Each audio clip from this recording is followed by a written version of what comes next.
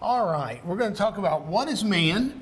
So basically, this lesson, I would describe it as man's view of himself. Maybe that would be the simplest way to describe this lesson in a phrase. So we'll talk about that and the effects that our current society, the current winds that blow, how those have contributed to that current view. Let's begin with a prayer, and then we'll start in on our lesson. Bow with me. Heavenly Father, thank you for this time for us to be together, to study from the Scriptures, to see how the world tries to change your message. And we understand from you that your message is constant and it doesn't change.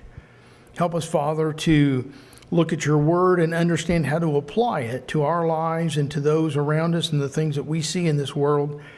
Help us to walk in your ways and your path, that we might be found pleasing in your sight. Be with us this hour and not only this class, but all the other classes as we study, that all of us may grow more in the faith and understanding of your will and your revealed truth, and that we can understand how great a salvation that we've been given through Jesus. We ask this in Christ's name. Amen. All right, what is man? So let's go in. I'll go here. Let me turn this on and it'll work better. There we go. This is the verse that I chose to. I think this verse fairly nicely describes the situation, right? That Solomon, in his wisdom, God made man upright, but they have sought out many schemes or many devices. Some versions will say. And that's really, in a lot of these lessons, frankly, you could go back to this verse right here. And isn't it interesting that we would look at this and say, well, how's man tried to pervert or put away what God has said? Isn't it interesting that even in the time of Solomon, same deal, it's not changed. What form it takes may change. What it looks like might be a little different. The intent behind it is exactly the same. As he also said, nothing new under the sun. So this is another one of those. And interesting, I put this up here because there's a website that's called Perception versus Fact. I think it's what it's called. And it has these for like different occupations. And I went and found several. It's funny if you've ever seen these little memes. It's like this person from all these different points of view. And they'll put a picture up, when what society thinks that I do, and it looks like a group of chefs, what my mom thinks I do, and it's like I'm just kind of playing around here, What my friends think I do is the Swedish chef, and the Muppets. And, what my staff thinks I do, he's asleep in his office chair, and so what I think I do, this looks like a picture from Iron Chef, right? Competition. And then what I actually do is paperwork. It's funny how many of those occupations on there, what I really do is they all end in paperwork, right? But it's the point about this, and I put it up there because it's fun. But the point is, we view things through different lenses. Every one of those groups look at you in a different way, depending on where they're coming from, right? And so what you perceive about something is in part, what is it? But it's also where you're coming from. You know what? I said before, and it's still very true. Many times a comment made to me, it tells me two things. One, it tells me about what is the situation, the subject of the discussion, but it also tells me about where the person making the comment is coming from too. Sometimes I learn more about the person than I really do about the event, depending on the comment that's made. And so viewpoint is what this lesson in a way is all about. It's how do I view my species of mankind and our place in this world? That's what this lesson really ultimately is all about. So let's start with Genesis 1. If we go back to Genesis and we say, okay, let's look at this from God's point of view to begin with. All right, and so if we go back to Genesis 1 in the creation, we see how God envisioned man. What did God intend for us when he created all things, including man, okay? And if you go there and look, and you go on down into the creation, right? And we keep going through the waters and the oceans, okay? And then we keep going on down in verse 26 of Genesis 1, after the beasts have been made and the cattle have been made. And then God said, let us make man in our image, according to our likeness. Let them have dominion over the fish of the sea, the birds of the air, and over the cattle, and over all the earth, and over every creeping thing that creeps on the earth. So God created man in his own image. In the image of God, he created him. Male and female, he created them. Right? And God blessed them and said to them, be fruitful and multiply, fill the earth and subdue it. Have dominion over the fish of the sea, the birds of the air, and over everything that moves on the earth. All right. And then in verse 29, you go on, God gave us every herb for food.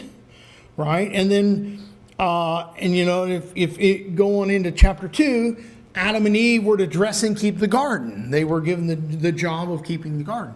So in Genesis 1, first question, what made man unique among the creation? First thing, he's made in the image of God, therefore he has a soul. Mm-hmm. So which of the other parts of the creation were made in the image of God? None, right? That's the point. Only man is made in God's image.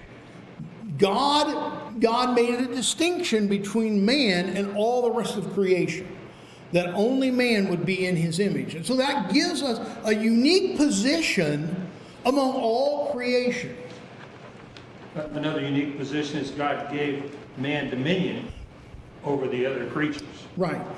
And so, and in a way, you could make the point that that's a logical extension in a way of that first one, right? If none of the others are in the image of God, and man is in the image of God, who was the creator, it would make sense that man would be expected to rule over all those things because he alone is in God's image. So, he is, by definition of where he came from, he is better than above the rest of creation, right? And so those two things, in a way, describe to me man's unique position. Created in God's image, given dominion over the rest of the creation. Right? So that's where God placed us when he made it. And he said everything was good. In fact, at the end of day 6, he said it was very good.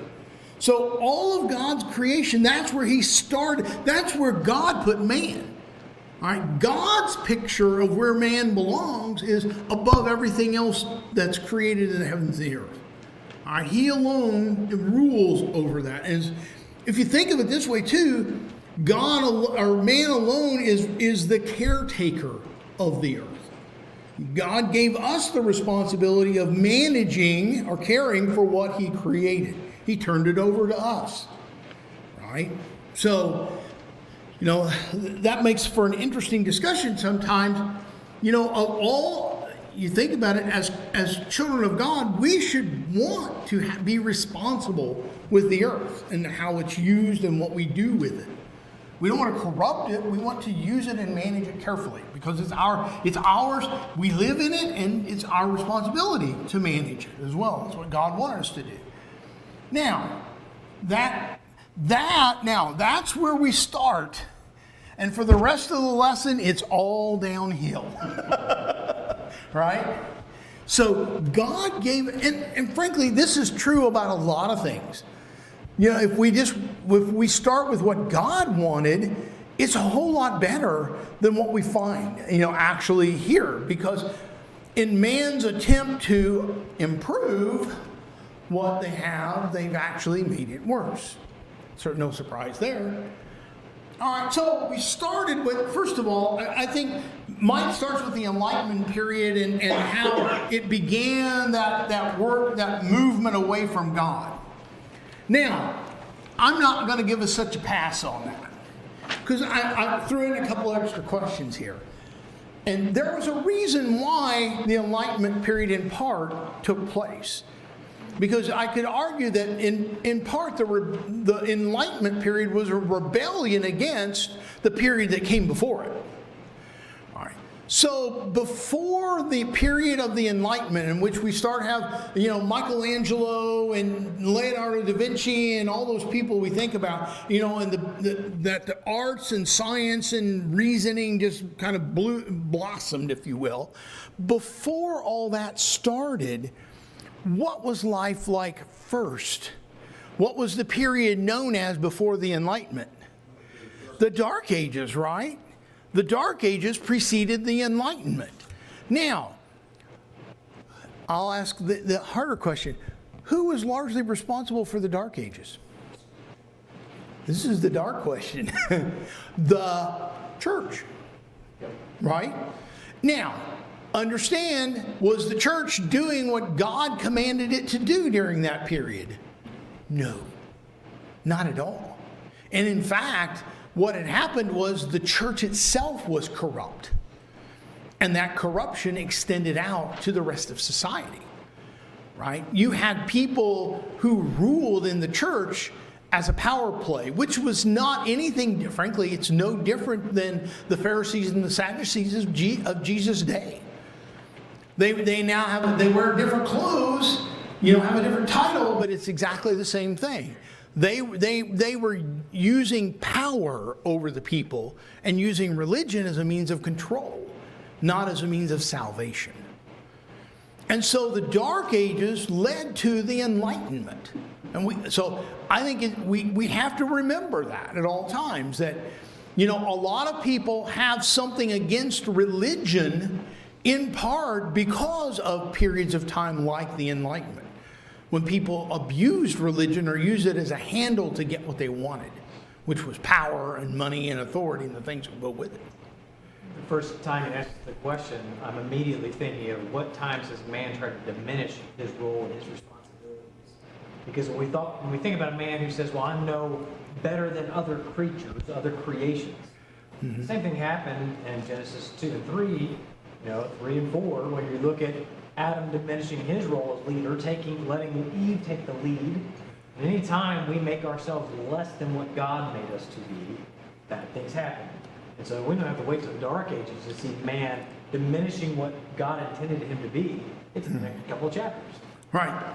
If you could say it this way, man diminished what he was supposed to be by corrupting the church that the Lord established. And that led to man diminishing himself even more to start leaving God because God was corrupt. What they saw of God through the church was corrupt. Self-serving, all about power and money and so on, right? The sale of indulgences was a great example of that, right? Okay, but I just wanted to make the point that the church and its corruption in part was responsible for the revolution of the Enlightenment, right? Now, here's the thing about the Enlightenment, was that the emphasis on reasoning and so on. What did the Enlightenment? Go ahead, Julian. I'm just going to say, when you say the church, don't think of God's church. I'm thinking of the Catholic Church. Yeah. I just want to make sure. The Catholic Church and the Greek Orthodox, and to a lesser extent, right? The other churches that split from the Roman Catholic Church, right? Yeah, because that wasn't the church of the Lord family. They had the dominant presence. They had the in dominant society. and the political power, if you want to say it that way. You got to remember, governments of the earth, kings and so on, didn't wield as much authority as the Pope did in that day and time in the Dark Ages.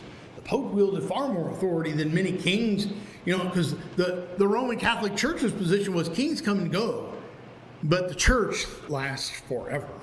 That was the way they managed it and thought about it. Now, what was the effect, though, of the Enlightenment? How did it took a step away from where God created man in his image and put him in a primal position over the creation. What does the Enlightenment begin to do? Oh, went back. How does the Enlightenment begin the shift? What is the central thing that drove the Enlightenment? I'll use this word. The word I would use would be reason or reasoning. The Enlightenment was about we can discover things about how our world works. We can create new images, and art and so on that depicts man, right? And so reasoning, the idea of reasoning, what we now think of, the Western culture, it began in the period of the Enlightenment. I mean, that culture that you and I live in today is very old. It's really had its roots in the Enlightenment. And you could argue it went clear back to the Greeks. But they came out of this period of the Enlightenment and the plague and so on, and they began this period of growth. And when reasoning became the focus, not, if you think of this, not God, but reasoning. All right, so the shift was from God being in control and we're subject to Him, to being, we can reason and understand how things work. All right, so human reasoning is beginning to take hold in the period of the Enlightenment. It's a small shift, but it is a shift. Okay, it's beginning to move that direction. Now, that direction continues moving a whole lot faster when we get two primary men who enable it. Yeah, go ahead. Just more of a question. Isn't it true though that earlier, before like Darwin came, as man tried to reason, they reasoned with the idea that there was a creator? That's true. Yeah, the Enlightenment didn't completely leave God. And in fact, some enlightenment reasoning, say that fast 3 times. Some reasoning was that because God created, we should be able to understand it. God created it, therefore it has an order. Much of modern science was founded originally on the idea, because there is a creator, there is therefore an order to the universe. And therefore, I must be able to discover that and understand it. So the reasoning was, in a way, chasing after what God had done to try to understand that. That's where it started. All right. So again, the shift is subtle. They haven't abandoned God. They're simply saying we should be able to reason and understand it. So reasoning becomes the valued commodity in the Enlightenment. Now it goes, and so that's going on here for 100 years, 150 years or so. We get two influential people that begin to shift it again. And that was James Hutton. He was he was a geologist, an anthropologist. He wore 3 or 4 different titles. But ultimately, he is remembered as the father of geology. All right, and so that's his title if you go look him up. He was a Scottish fellow. And then the other guy, of course, is Charles Darwin, who ultimately wrote the species, the evolution of the species, right? And so these two men together, Hutton believed that the earth was millions of years old. He was the guy that first described the geological layers, strata. Okay, that's the model they still use today in geology. He's the guy that advocated that, and he believed the earth was millions of years old. And interestingly enough, he did not believe in God. Surprise, surprise. And then, of course, Charles Darwin, of course, and Mike mentions this in the book, and I don't know why it's controversial sometimes, but Darwin did believe in God. Darwin believed in a God, but he also wrote about his theory about how organisms survive in the world, and that was what we now call the general theory of evolution, right? He himself admitted that if there weren't transitional species, then the theory would be debunked. He understood what it depended on to make the theory run. And we'll talk a little bit later. I've got a slide on cracks in the theory, because quite honestly, modern science is upending Darwinian evolution. And the scientists, you don't see much about it, but they are literally losing their mind over it, trying to figure out what to do next, because they understand the general theory of evolution doesn't work. And they now have ample evidence it doesn't work. All right, anyway, Mark, yes, go ahead, Bob. it takes more faith to believe in that than it does in God. And more and more it's being shown as not science but faith, because that's in reality It's what a it is. religion, it really is. Yeah, ultimately, folks, anything you can't scientifically verify, you know what? If you believe that human life, if you believe that life came on this earth 100 million years ago, you weren't there.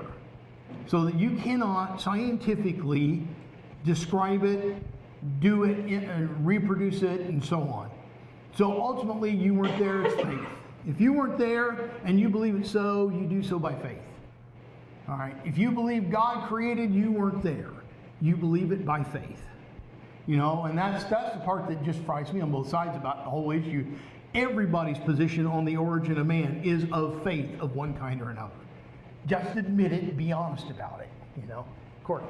In both of these men, is what they postulated was if there is no supernatural, how did these things come to be? Right.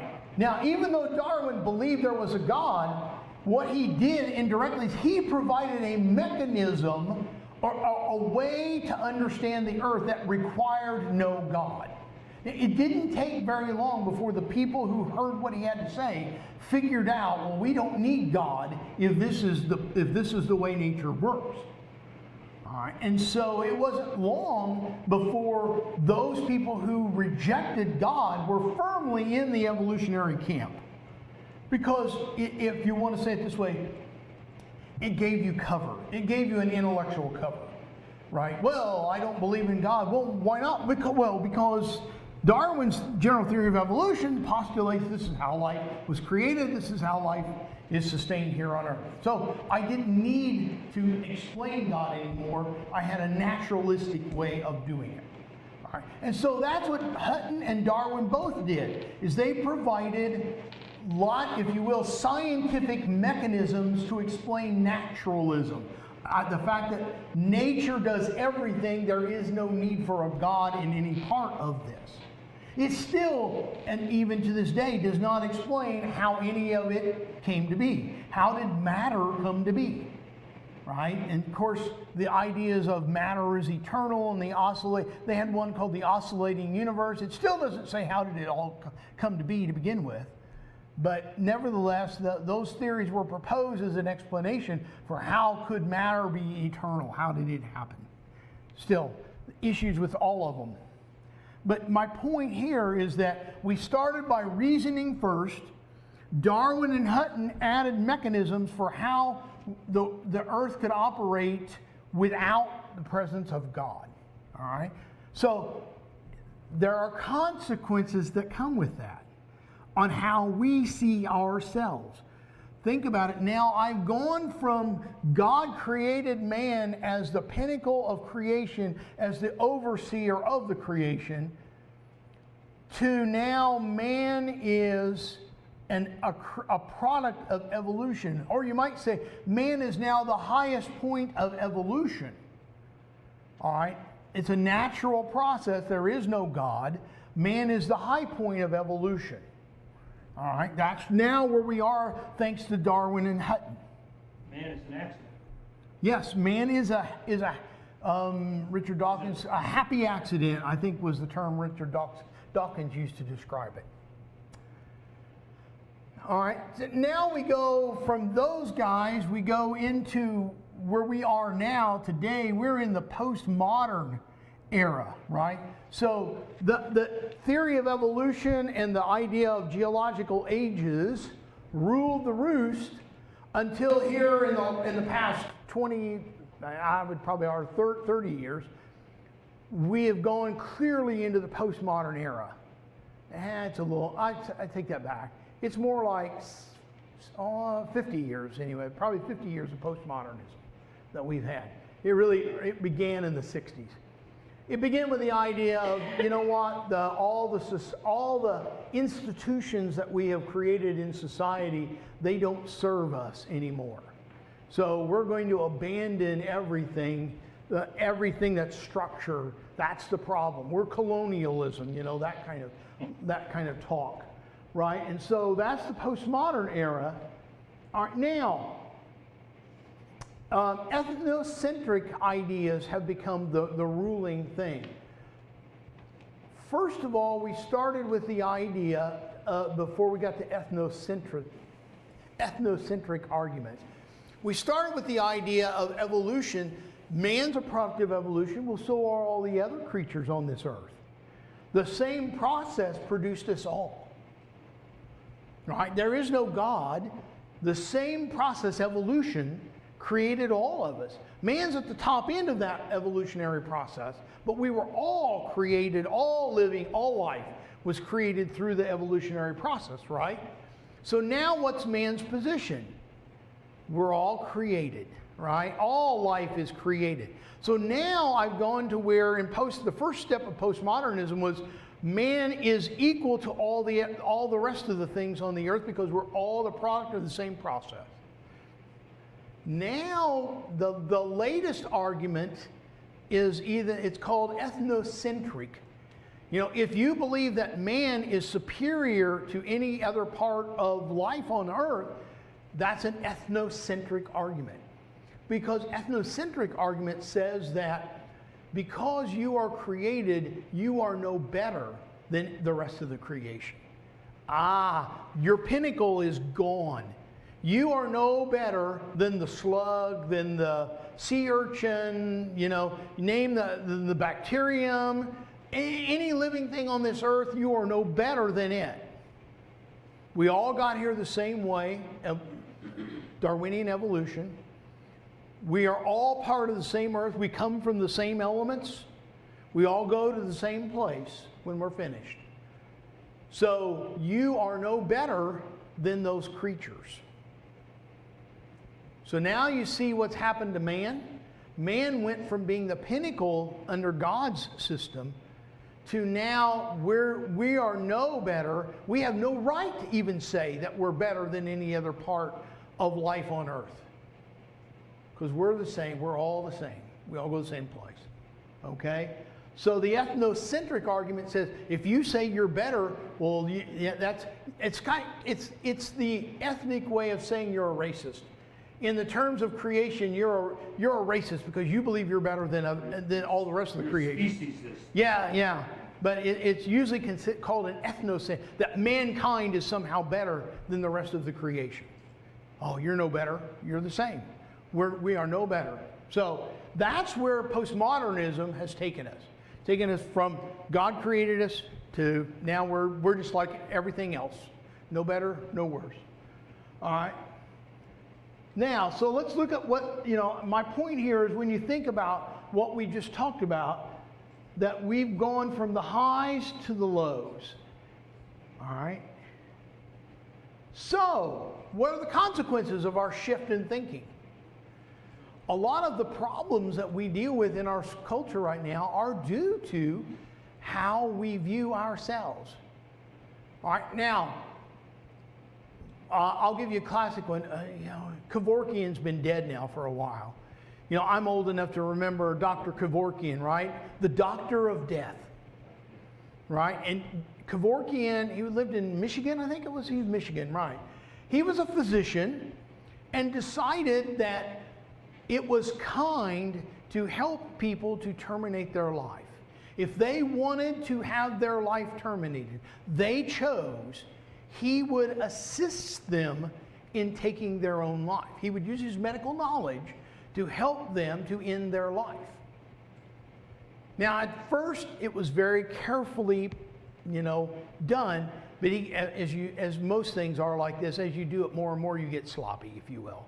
You start not being so rigid or ethical in your standards. And that's what happens. When you start things like this, it's always very, very tightly controlled, very high criteria to meet before he would do that, and the bar goes down over time, right?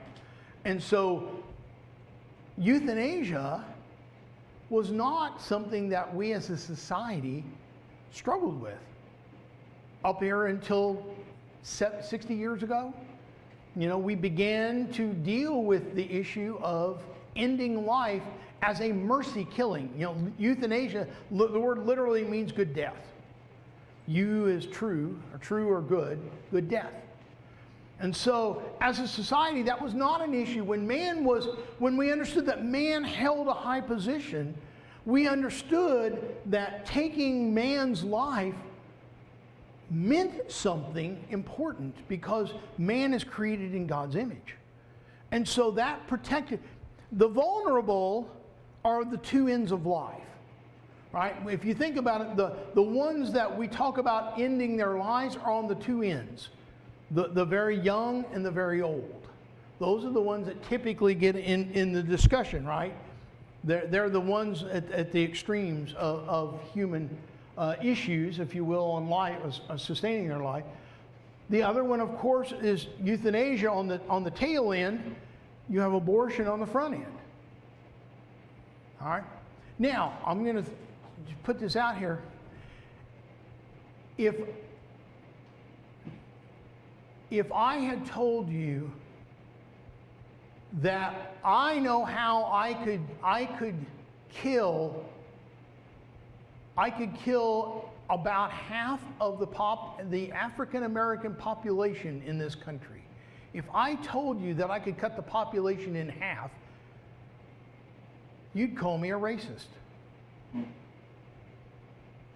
If I told you that you can have an abortion on demand, you'd call me an advocate of women's rights. Isn't it funny how you look at the same issue from two different points of view? But nevertheless, the African American population in this country would be doubled were it not for abortion. Literally, that's how many babies have been aborted before they've been born. Not trying to get political. No. But I think it's interesting. At the DNC convention in Chicago, there were two buses. One bus provided free abortions, and another bus provided free vasectomies. Huh? I just think it's interesting because it's keeping a certain population down historically, and that's what you're talking about. Right. There a lot of I don't want to get off into the politics of it, but I'm just making the point that abortion, the primary advocates of abortion, when you just look at, if you want to look at a group, it's generally middle-class white women are the biggest advocates of it. They're not the most frequent to use it, but they're the biggest advocates of it. That's just out there. I mean, I don't know what to make of it. I just know that that's the fact. That's who primarily advocates for it. That's not primarily who uses the service, if you will. So the people impacted the most with abortion actually has been African American women. It's the largest group involved in it. All right, now, the other thing about postmodernism is the amount of pessimism and anxiety that it creates. Just saw an interesting article, a little study that was released here about 2 weeks ago about cell phone use in young people. And they had done a short-term study where they basically, young people put their phones away, and they went outside and played. They did this study over a couple of months, and then they measured the anxiety level of the kids and their social adjustment. And surprisingly enough, or not surprisingly, they found that children who spent less time, looking at negative reinforcement were happier. No big surprise there, right? The point is, though, when I have a culture that tells me everything that about me is wrong, and I have a culture that says you're no better than the trees, the grass, the animals, you're just one of those, you're no better than any of them. There's nothing special about you in the evolutionary scale of things. At least in the old days, we would have said, even with evolution, you're special, you're the top of evolution. We don't even say that anymore. We just say now you're no better than anything else, same process. So at least in the old days, there was something that was special about man. Now there's not. Postmodernism says there's nothing special about us. We're living beings like all the others. How would that create, what does that not create in you? Let me ask you that. Harder question. What is not created? There you go. Hope is not created. Postmodernism is not about hope. In fact, it's the old saying, life is hard, then you die. That's really the essence of postmodernism. You were here by a happy accident. Enjoy your life because you're going to be here a while till you finally die and your body goes back to the earth. Right? Now, I understand, if that truly is my view, do I want to live a long time? Yeah, as long as I can, because there's nothing else after this. Right? To somebody who has faith in Christ, there's a time at which you say, long enough, let me go. I know I won't live forever, and there's something better awaiting. I don't fear death because I understand I'm going to something better. Right? And so a child of God, their view of death and their view of life is very different than somebody who just says, live for today, you're no better than the rest of the creatures. Right? And so, we create pessimism and anxiety with postmodern thoughts. The other thing I thought is interesting, one of the characteristics of people who do bad things, or you say man's inhumanity to man, if one of the interesting things to me about that is every one of them, if you look at them, they put people in groups.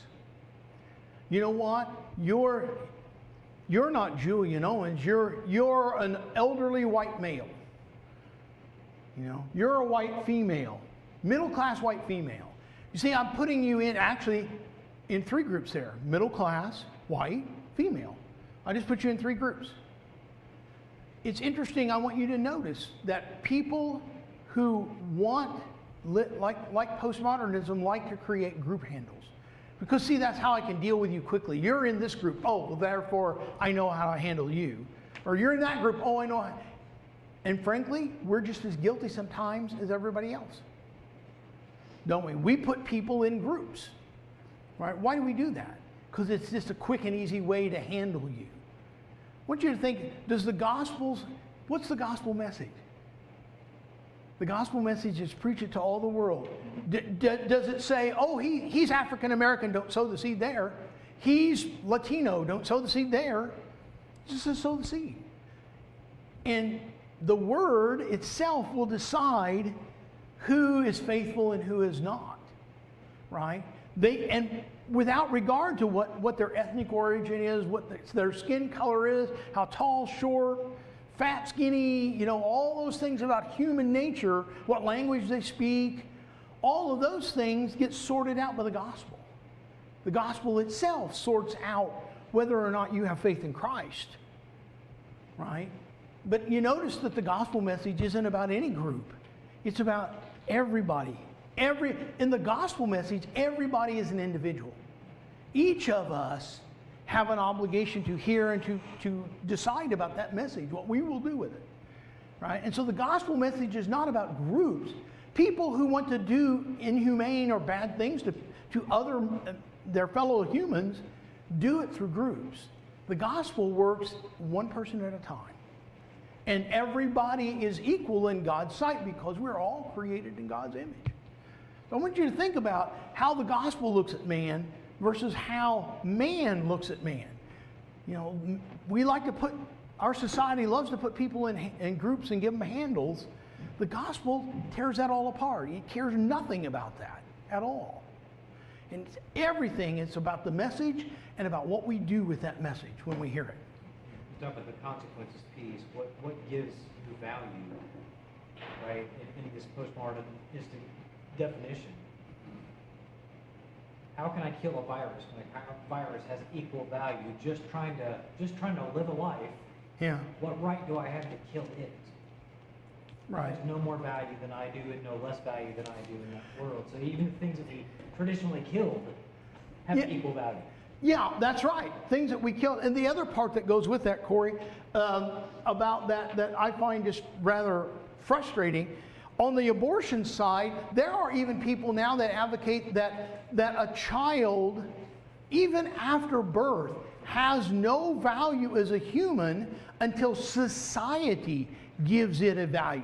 So there are actually people who would say killing a child right after they're born is moral because that child, it's not really a child until society says it's a child, which might be sometime later after it's born. There are people that actually take that position now. All right, Todd. It was very common in China, I believe, to kill the female babies. There was I don't know if it is now, but it was. Yes, you're absolutely right. No. You know, it's kind of, that whole thing is interesting. There were times when you have governments like the Koreans and the Chinese that were actually penalizing people for having children, and most of those societies have reversed that position. And in fact, they're actually starting to pay because their population declined so much that they're having to go the other way now. So it's interesting. So cracks in the foundation. We got just a few minutes left. Time this is about right. How does modern science illuminate the problems? See, science was supposed to be the advocate of Darwin's theory. Science is killing Darwin's theory. Bob. One of the easy ones is age of the earth. Age of the earth, right. One of the Evolution assumes long term. Yes, one of the assumptions that's untested, and nobody's touching it, is that to do radio-labeled dating, you have to assume that the minerals don't leach in and out. Once they get in there, they stay. That assumption has never been tested. And in fact, for example, here's an example. They have some rock that had an old tree. They found a tree that was buried in lava. The lava dated to 1 million years old. How old should the tree date to? Hello? How about it dated to 50,000 years? Yeah. Well, and in fact, it was dated with carbon-14, which has a half-life of 1,000 years. It's not very long. Normally, carbon-14 can only be used to date things about 5,000 to 6,000 years. Right. It loses its value. And they dated the tree with carbon-14, which there's supposed to have been none left after 1 million years, but there was. So we know there are problems with the dating methods. Nobody wants to touch it. Well, why would you not want to touch it? Because you'd blow up your theory. But the other thing, genetics is killing Darwinism. All right? For one, there's a book, and you may not want to read it. It's a little technical, in my opinion. It's called Darwin's Black Box by Michael Behe. He was a biochemist. And you can go on YouTube and find him. He's done workshops and things with people.